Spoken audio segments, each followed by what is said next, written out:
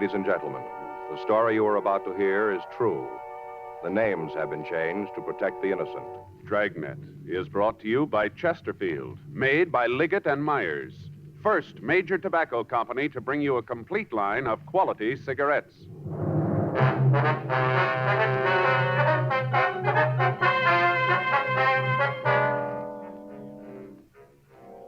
You're a detective sergeant.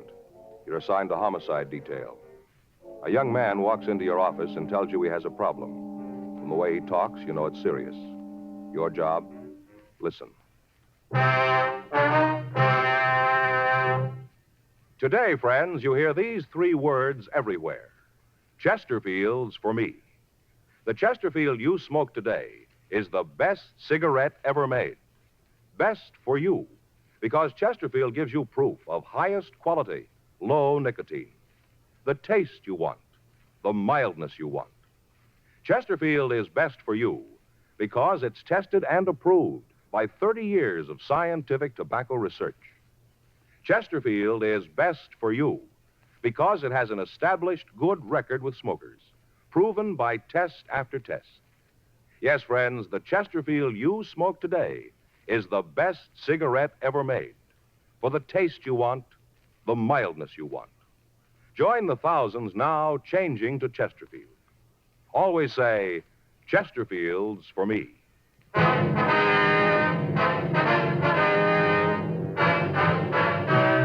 Dragnet, the documented drama of an actual crime.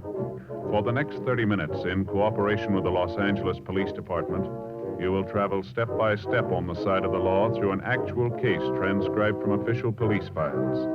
From beginning to end, from crime to punishment, Dragnet is the story of your police force in action.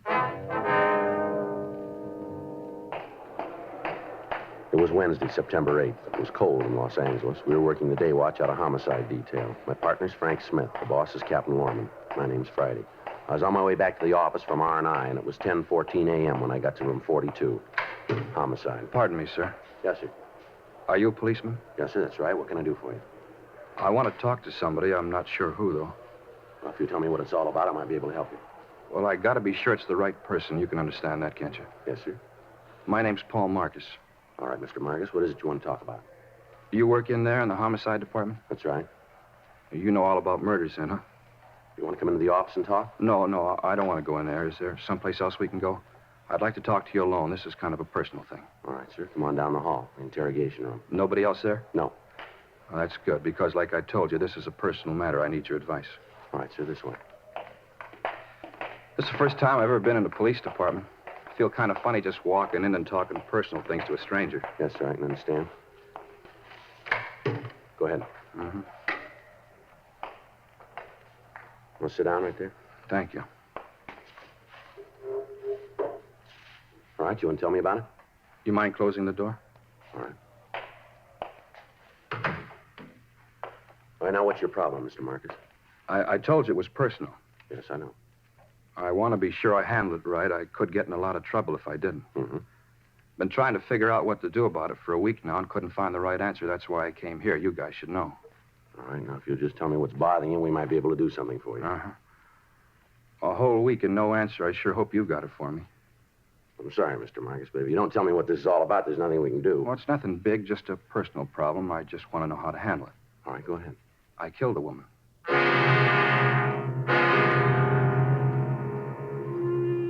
10:18 a.m. We got the name of the woman Paul Marcus said that he'd murdered. We also obtained a description of the victim, and Frank went down the hall to missing persons to see if a report had been filed on her. I waited with the suspect. It's a personal problem. You know how to handle it. I wasn't sure. That's why I came to you. All right, where did you meet this Lorraine Farrell? San Francisco. How long ago? A couple of weeks. I just knew her a little while before it happened, just a couple of weeks. Mm-hmm. Fisherman's Wharf. What's that? Fisherman's Wharf. That's where I met her in San Francisco. I was on a vacation. 2 weeks with pay, and I went to San Francisco. Fisherman's Wharf. That's where I met Lorraine. All right, go ahead. Well, I was down there sitting on the dock looking at the boats, just sitting there eating prawns. You know how they cook them in those great big pots? Yeah. Well, I was just sitting there eating prawns, and I met her. Well, where'd you kill her? Look, you got to let me tell this in my own way, or I'm not going to tell you at all. It's got to be right so you'll understand. Now, if you don't get it right, the whole thing's gone wrong. You see, it's a real personal thing. All right, sir, go ahead. Well, I was just sitting there eating prawns, eating them and throwing the little tail pieces down in the water. You know how you do. Mm-hmm. Watching them kind of float around, and kind of all of a sudden, she was right there sitting just alongside of me. You ever see her before? I never laid eyes on her till then. All right, go ahead. Well, we both sat there for a minute, and then we started to talk. Just little things like nice weather and how long you've been in San Francisco, things like that. You know how you do. How old did you say the feral woman was? 19, turned 19 the 5th of August. All right. She was born there, in San Francisco. She told me about it when we were talking, how she was born there and grew up there. Yeah. Told me all about the schools she went to, how she used to play on Strawberry Island and Stowe Lake. You ever been there? Yes, sir. It's kind of a beautiful place, They got those rowboats, and you paddle around the lake, and right in the middle is this island, Strawberry Island. There's all those swans that swim around. You can feed them. Real beautiful, Strawberry Island. Tell me something, Marcus. You ever been in the hospital? Huh? You ever had any mental care? Been under the supervision of a psychiatrist, maybe? You think I'm crazy, don't you? No, I just asked you a question. Well, I'm not. I've never been to a doctor. I'm telling you the truth. You'll see. All right, you want to go ahead? I guess you get a lot of crackpots in here telling you all kinds of phony stories, huh? The doors are wide open all night. I guess you get a lot of them. But I'm not a crackpot. I'm telling you the truth. I did kill her.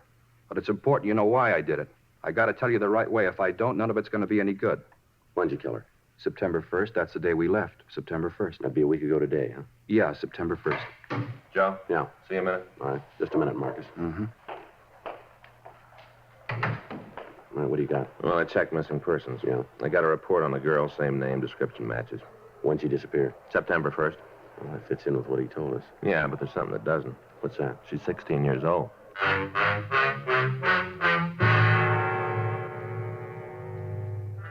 Each year, there are hundreds of citizens who walk into the nearest police station and confess to some sort of crime. Some have actually happened, others have occurred only in the mind of the person confessing. No matter how wild the confession, how implausible the details of the crime, each report has to be checked out.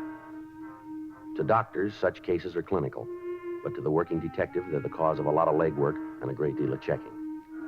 They cost the taxpayer untold man-hours in investigating time and many times result in nothing. Because of his attitude and his reluctance to give us the complete story all at once, it appeared that Paul Marcus might be one of these people. The fact that he named a girl who was missing meant little, since it was possible for him to have read the story in a newspaper. The only way we had of being sure was to continue the interrogation. 10:34 a.m. She told me she wanted to get away from home. That's what she told me, how it was rough for her there, and she wanted to get away. Mm-hmm. That's when you said you'd bring her down here, is that right? Oh, no, I didn't even suggest it. The whole thing was her idea. She brought it up? Yes. You see, after that first day on Fisherman's Wharf, I saw her several times. Almost every day, we'd meet someplace and talk. Where would you meet her? Well, sometimes in one of the hotel bars. Once we met out at the Steinhardt Aquarium. We met on the rotunda there. You know where they have the big pool and all the alligators swimming around? You know where? Uh-huh. Well, we met there once, and we walked over to the place where they have the band concerts right across the way where the band plays, only they weren't there that day. Wasn't anybody there, just Lorraine and me. We sat on the benches and talked. That's when she said she wanted to go with me. To Los Angeles, huh? Yeah. That's where I was going, and she wanted me to take her. She came right out and asked you. Okay. Sure. Told me how it was hard for her at home, and she wanted to get away. She told me she had friends here. Said she could stay with them until she got things straightened out. You know, get a job and a place of her own. Mm-hmm. Well, she was going to do that, get a place of her own and a job, and then she'd be all right. You ever meet her parents? No, I never went to the house. She told me where it was, though, someplace out by the Twin Peaks Tunnel. I didn't know where exactly. She didn't want me to go out there. Said it would only cause her more trouble. That's why I'd meet her in town. You ever meet any of her friends up in San Francisco? Yeah, just once we were in a drugstore on Market Street having a sandwich. We were just sitting there, and she was telling me how it was bad for her at home, and a girl came in. Looked like she was a schoolgirl. You know how I mean, young? Mm-hmm. Well, she came in and talked to Lorraine, then they went over to the phone booths and talked. You didn't actually meet the girl? No. Lorraine said if I did, the girl might say something to Lorraine's parents, and that would cause trouble. You know this girl's name? I think it was Grace. I'm not sure, but I think it was Grace. When'd you leave San Francisco? Wednesday morning, September 1st. I wanted to get back in time to get some rest before I had to go to work. You know, my vacation was up, and I had to go back to work. Where'd you pick up the girl? Wasn't a pickup. I was sitting on Fisherman's Wharf eating prawns and looking at the boats, and we started to talk. Wasn't a pickup. We just got friendly. No, Marcus, he means that where'd you pick up the girl when you left for Los Angeles? Oh, I thought you meant when I met her the first time. That's what I thought. Uh-huh. I met her out at the tunnel. Where's that? Well, you know where Castro Street runs into Market, where the L car comes in from the beach? That's where I met her. She came from home, had her suitcase and all, and she came out on the L car. All right, go ahead. Well, she got off the streetcar, got into my car, and we left for Los Angeles. Where'd you kill her? I told you before, if I don't tell it my way, it isn't going to work. You're not going to understand. It's got to be my way. All right, go ahead, Marcus. Well, it was a beautiful day, just the kind of a day you want when you're going on a drive. You know how I mean, clear and the sun shining. Yeah. Well, that's what kind of a day it was. Uh-huh. You could see all across the bay over to Berkeley and way up north. It was real clear. You want to go ahead with your story? Mr. Friday, Mm-hmm. my way. Yes, all right, go ahead. All right. We drove all day, stopped for lunch at a place near San Luis Obispo, a little lunch stand there. Had a French dip sandwich. It was one of the best I ever had. The meat was real lean, and they didn't sop up the bun with the gravy. Just the right amount. One of the best I ever ate. Mm-hmm. Lorraine liked them, too. She didn't like the bread all sopped up with gravy. Well, go ahead. What happened after you had lunch? Well, we left there and drove on. We got down to around Malibu. I guess it was really before that where the divided highway is, up the coast. You know where the cliffs are? Yeah, we know. Well, we stopped. She was such a beautiful night, I just wanted to sit there and look at the ocean. People don't take time anymore. And what happened then? We just sat there, had a cigarette, and talked. That's when I told her. First time I ever said it. What was that? It's funny, I guess most fellas say it a lot. You know how I mean, to a bunch of girls that never mean it. Go ahead. I told her. First time I said I loved her, and I told her that she didn't have to get a job, that I wanted to marry her and get her a house and all, and she wouldn't have no more trouble at home. How she'd have her own home and everything would be all right. I told her all that. Yeah. And that's when I knew, right then. You could divide the second in a million parts, and in one of the parts, I knew I had to do it. Kill her? Yeah. You see, she didn't tell me the real reason. She lied to me, and I knew I had to do it. So she wouldn't lie to anyone else. You can understand that. You can see why I had to do it. Well, maybe you better tell us. Well, it was all a lie, all about the family being mean to her. All that was a lie. She just wanted to get to Los Angeles because she wanted to meet some other fella here. That's why. She lied about the family, and that's why she did it. So, you see, I had to kill her. I had to. How'd you kill her? Huh? I say, how did you kill her? We got out of the car and walked over to the cliffs. We could see right down to the ocean. We just stood there. I just hit her. She fell down. It was quiet. So I pushed her over into the water. Mm-hmm. What'd you do then, Marcus? I got in the car and drove home. You just left her there, huh? Certainly. There wasn't anything I could do for her. You point out the place where all this happened? Well, sure. It's up the coast where the highway's divided, north of Malibu. It's real easy to find. Anybody else around? You mean when I hit her? That's right. No, we were all alone. I didn't see anybody, just the two of us. All right, Marcus, you willing to give us a statement on all this? You mean what I just told you? Yeah. Well, sure. You want me to tell all about it again? We'll call in a stenographer. So you can write it down, huh? That's the idea. Well, sure, I'll tell her. Tell me something, Marcus. When'd you get out of the hospital? I told you before, I was never in one. You guys sure make it tough, don't you? What's that? I came in here because I wanted to tell you about Lorraine. I wanted you to know so you wouldn't think it was my fault, that's all. So you wouldn't think it was my fault, and now you don't believe me. You think I'm just another crackpot trying to sell a phony story. You guys sure make it tough. We gotta be sure. When I'm telling you the truth, I want you to believe me. Yeah. I want you to believe me. And we're beginning to.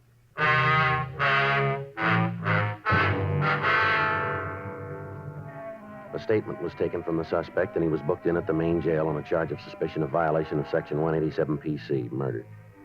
We sent a teletype to San Francisco, and we contacted Inspectors Ed Vandervoort and John O'Hare of Homicide Detail. We filled them in and asked that they check out the suspect's story on their end. We also asked that they send us all available information on the missing girl and that they check with her family and try to get a list of any known associates that she might have had in the Los Angeles area. Frank and I checked out of the office at 7:48 p.m. and we went home for the night. The following morning at 9:23 a.m., Inspector Vandervoort from San Francisco called back. Uh-huh. Yeah. When was that, Ed? Wait a minute. All right, yeah, I got it. How about friends down here? I say, how about friends down here? Mm-hmm. Oh, I see. Well, it should be here this afternoon, then. Right. Yeah, we'll check them out. No, that's on the way. We put it in the mail for you last... Well, you should have it by now, then. Huh? Okay, right. Right, Ed, thanks very much. We'll be checking with you. Right. Bye. How about it? Well, they checked the family and the friends, the place where Marcus said he stayed up there. Yeah. Marcus' story checks out all the way.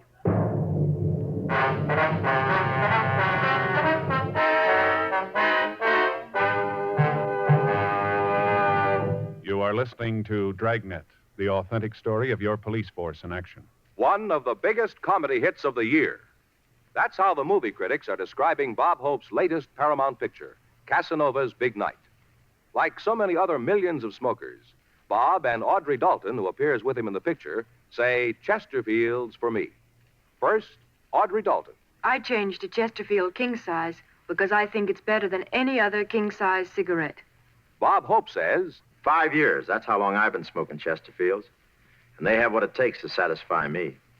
What's more, I've seen how they make Chesterfields down in their Durham factory. And I wouldn't smoke any other cigarette. Try Chesterfields yourself. You'll find they're best for you, too. yes, either way, regular or king size, smoke America's most popular two-way cigarette. Join the thousands now changing to Chesterfield.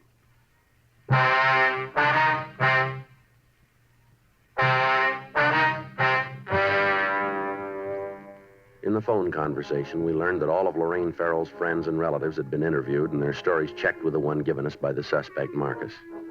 The girl and Paul Marcus had been seen together in the Bay City. The desk clerk at the hotel where the suspect had stayed verified the date that he'd checked out. It was the same day Lorraine Farrell disappeared. The officers in San Francisco were able to contact the girl the suspect had referred to as Grace. She recalled seeing a man answering Marcus' description with the missing Farrell girl. Frank and I spent the rest of the day checking on the suspect. We talked to the people he worked with. They described Marcus as being moody and withdrawn. We talked with his landlady. Her description of the suspect's attitude was the same that we'd gotten before. We thoroughly searched Marcus's apartment, and in a desk drawer, we found a loose-leaf notebook with several pages of penciled notes describing the trip that he'd taken up to San Francisco. On one of the pages, at the back of the book, we found a lengthy letter to a Lorraine, in which Marcus apologized to the girl for killing her, but he went on to explain that he had no choice. We booked this evidence. The following morning, Friday, September 10th, Frank and I drove down to the beach and we talked to the people in the vicinity where the suspect said the murder had occurred. We found an elderly couple who lived in a trailer on the beach. They recalled having seen two people answering the description of the suspect and the missing girl on the night that the murder occurred. We drove back to the main jail and we signed out Marcus. We took him down to the car and we drove him out to the beach. We turned up the highway and told him to let us know when we came to the place where he'd killed the Farrell girl. Sure you know where the place is, Marcus? Yeah, I remember. It's just up the road a little bit. Just keep right on going. You'll find it. Mm-hmm. You'll see it now. There's kind of a parking place and a couple of trees. Eucalyptus, I think. There's two of them on the side of the parking place. You can't miss them. It's right ahead there on the left. There, you see? Yeah. Wanna pull in, Frank? Okay. Just look at all those cars. Everybody's in such a hurry they never see anything, just like they had blinders on. You sure this is the place? I told you, didn't I? No reason to say a thing like that if it wasn't true. Just pull right in there. That's it, right over there. Well, right here is where I parked when it happened. Maybe over there a little bit more, but... Oh, right about here. And the two of you just sat here for a few minutes, is that it? Yeah. We just sat here and had a cigarette, and then we got out of the car and walked over to the edge of the cliff. All right, come on. Show us. Sure. Just so you'll believe me, I'll show you. Now, we stood right over there. Right there, and I told her I was in love with her and wanted to marry her. Now, you stay here. Just point out where you were. You think I might try to jump off, don't you? That's what you think, isn't it? You just show us, huh? I wouldn't do that. There's no reason to. I don't know why you wouldn't agree that I had to do it. I didn't have any other way to do it. Where were you when you hit her? Right there, near that clump of grass. We stood there and looked down at the ocean, and she told me about this other guy. That's when I hit her. She fell down right about there. Uh-huh. And where'd you push her off the cliff? There, right where I hit her. She was just lying there. I guess she hit her head on something, and she was real quiet. I just rolled her over the edge. It was right there. There, you see where the rocks are kind of worn? Go and take a look. Yeah. No, you wait here. Gee, if I'd have known it was going to be this hard to get it straightened out, I don't think I'd have started the thing. When am I going to get out of jail? That isn't up to us. Well, then I want to talk to the people who it's up to. I got to tell them about Lorraine, how she lied to me and why I had to kill her. As soon as they hear the story, they'll understand. They got to realize that there wasn't any other way. How's it look? Well, I found this caught in a branch just over the edge. Yeah. It's a girl's handkerchief. Read the name on it. Yeah. Lorraine.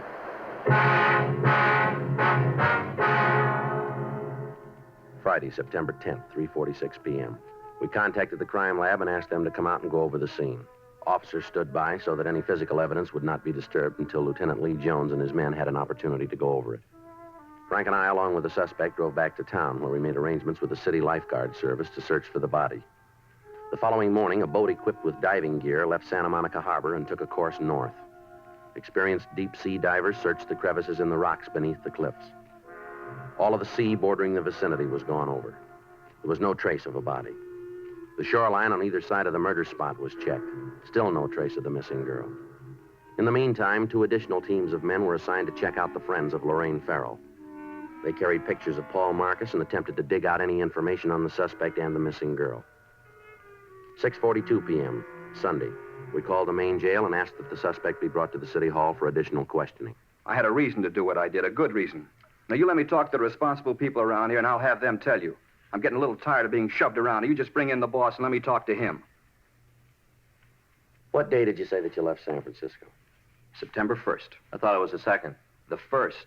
You said you left in the afternoon, is that right? In the morning, and you remember it. I don't know what all these questions are for. I told you I killed Lorraine. I walked in here and told you there's no reason for all this McGilla. Just no reason. Where'd you hide the body? I didn't hide it. Well, and where is it? I told you I put her in the ocean. We haven't been able to find her. Well, then you're not looking good. I told you the truth all along the line. I've told you You the sure truth. you didn't make a mistake about where all this happened? Not a chance in the world. Right there by the parking place where the 2 trees are. Well, maybe you just thought you left her there. I know it. Had you been drinking when you killed her? No. We stopped and had a couple of beers on the way. Just a couple, not enough to get drunk. But you did have something to drink. Well, sure, but not enough to get drunk on. How many beers you have? 2, maybe 3. All right, which was it? 2 or 3? Well, what difference does it make? Were you drunk? No. How about the girl? Was she drunk? No. You sure about that? Yes, I'm sure. What are you trying to do? What difference does it make? Maybe we did have more than a couple, but what difference does it make? We're just trying to get things straight. We want to be sure we got the right story. Well, you have. All right. How about a cigarette, huh? Yeah, thanks. Frank? Yeah, thanks. Here, I got a match.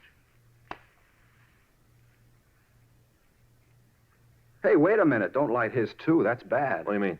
3 on a match. It's bad. It is, huh? Well, sure, you never do that. Here. Thanks. You got right home after you killed the Farrell girl, huh? Yeah. I drove right down the highway and went home. Traffic was kind of heavy. I thought about it, all those people all hurrying around, not taking any time. Anybody see you when you came home? What do you mean? Well, anybody see you park the car, go into your apartment? Well, no, there wasn't anybody around. Now, you said when you met the girl up in San Francisco that she had a suitcase with her, is that right? Yeah, she did. Artificial leather with real leather binding. And where is it now? Huh? What'd you do with her suitcase? Well, I don't know. I don't remember it. We couldn't find it in your room. Well, you didn't have no right to go through my room. No right at all. We didn't find a suitcase. Where is it? Well, I don't know. Did you put it with a body? Well, I might have. Where? I don't know. I don't remember. I hit her. She lied to me, and I hit her. Then I pushed her into the ocean. That's all I know. And that's all I'm going to tell you. Joe, see you a minute. Yeah, sure. What do you got, Al? We found the girl. Where? She's sitting in the squad room.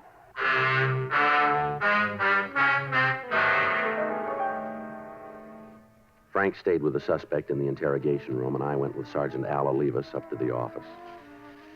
Sitting at one of the tables was a small girl with jet black hair. As we came into the room, she was putting on lipstick. She glanced over at us, and then she went back to what she was doing. There wasn't any doubt about it. The girl in the squad room was Lorraine Farrell. She dyed her hair, and she had on a lot of makeup. But it was the missing girl. Joe, this is Miss Farrell, Joe Friday. How do you do? Hi. Where'd you find her, Al? Friend out in Eagle Rock. Says she's been there for a week. Thanks, Al. Right. You seen the papers lately, Miss Farrell? Yeah, I read the funnies. You ought to read the front page. You've been on them. All right? Mm-hmm. We've got a lot of policemen out looking for you. They probably needed the exercise anyway. There's a man down the hall who thinks that he killed you.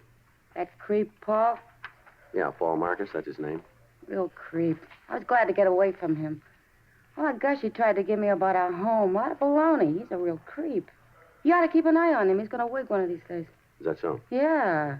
He drove me down here, and when I told him I didn't want to have anything to do with him, he got real sore, started yelling. Creep. Where'd all this happen, miss? Oh, out by Malibu. Road out there. He stopped the car and gave me all the stuff about wanting to marry me. I was in love with me. Big deal. Said I was the first girl I ever said that to. Big deal. What happened then? I told him I didn't want no part of him. Told him to get lost. Thanked him for the ride and told him to get lost. He flipped. Bad, he flipped. I took off, got a ride, came into the town. I got this girlfriend in Eagle Rock. I've been out there.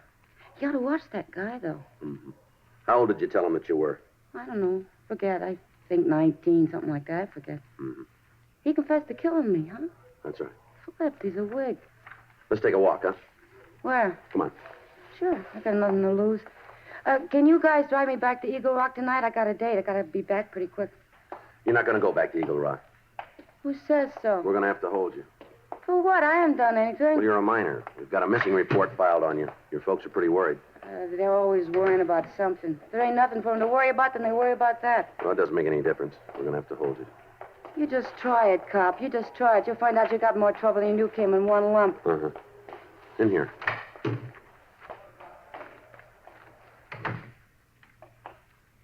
This is Lorraine Farrell, Officer Smith. Well, Lorraine, Hi, creep. I didn't mean to do it. You know that. I didn't really mean to do it, but there wasn't any other way. What's plan? You know what he's talking about? He thinks he killed you. Wait. I didn't think I'd ever see you again. I didn't think I would. But I want you to know one thing, Lorraine. What's that? I forgive you for lying. I told you it hadn't. Yeah, come on. Where to? We'll take you to the office and call a policewoman. Then to the can, huh? To juvenile hall. Come on, let's go. I'll take her, Joe. Right. Bye, Paul. Bye, Lorraine. I'm not mad at you anymore. You know, I was worried.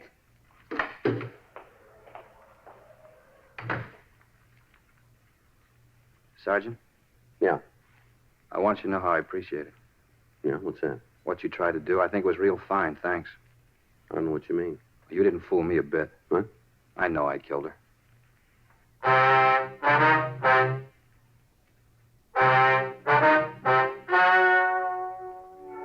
The story you've just heard is true.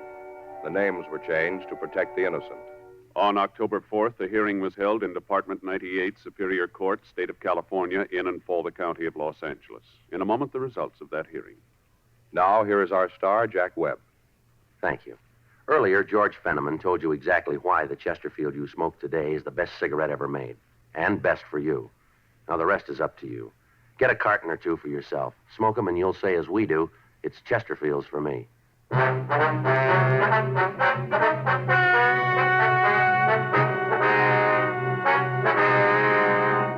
Paul Nelson Marcus was held to answer a charge of violation of Section 701 WIC, contributing to the delinquency of a minor. After due deliberation, he was placed on probation and delivered into the hands of a competent psychiatrist. Lorraine Jean Farrell was returned to the custody of her parents. You have just heard Dragnet, a series of authentic cases from official files. Technical advice comes from the Office of Chief of Police W.H. Parker, Los Angeles Police Department. Technical advisors Captain Jack Donahoe, Sergeant Marty Wynn, Sergeant Vance Brasher. Heard tonight were Ben Alexander, Herb Ellis. Script by John Robinson. Music by Walter Schumann. Hal Gibney speaking. Watch an entirely different Dragnet case history each week on your local NBC television station. Please check your newspapers for the day and time. Chesterfield has brought you Dragnet, transcribed from Los Angeles. Filter tip smokers, this is it. L&M Filters, the one filter tip cigarette with plenty of good taste, much more flavor, much less nicotine, and effective filtration. Only L&M filters have the miracle filter tip containing alpha cellulose, the purest material for filtering cigarette smoke. Yes, this is it. As Bennett Cerf puts it, L&M filters are just what the doctor ordered. Buy L&M filters, the distinctive monogram cigarette. L&M filters, America's highest quality and best filter tip cigarette.